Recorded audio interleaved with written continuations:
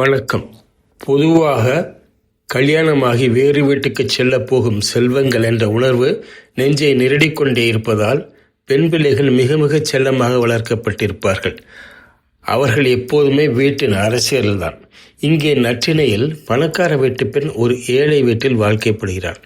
திருமணம் முடிந்து கொஞ்ச நாள் கழித்து அந்த பெண்ணின் தாயார் தன் மகள் எப்படி குடும்பம் நடத்துகிறாள் என்பதை காண்கச் செல்கிறாள். புகுந்த வீட்டில் வறுமை, 3 வேளை சாப்பாடு கிடையாது. ஆனால் அதை உண்டு அந்த பெண் மகிழ்வாக இருக்கிறாள்.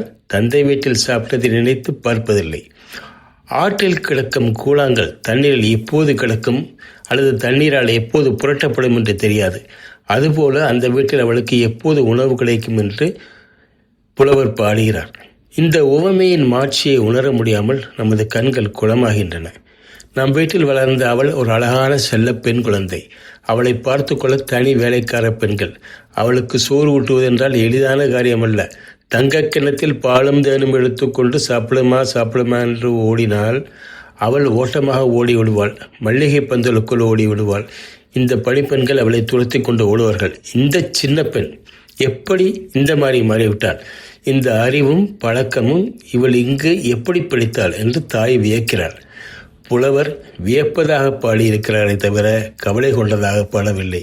ஏனெனில் அவருக்கு தெரிந்திருக்கிறது அந்த தாய்க்கு நம் தமிழ் பெண்களின் உதிரத்தில் ஊறியிருக்கும் குணங்கள் தெரியும் என்று. தற்காத்து தற்கொண்டான் பேணி சோர்வில்லாமல் வாழ்ந்து வாழ்க்கையில் வென்று விடுவார்கள் என்று. இந்த பாடலை படிக்கும்போது நம் எல்லோரும் மனங்களும் அந்த பெண் சீரோடும் சிறப்போடும் வாழ வாழ்த்துகின்றன. நல்வாழ்த்துக்கள் படிக்காமல் இருந்ததுண்டா? நற்றிணை பாட்டின் இறுதி பகுதி. கொண்ட குழுனன் குடிவரன் உற்று என கொடுத்த தந்தை கொழும் சோறு உள்ளார்.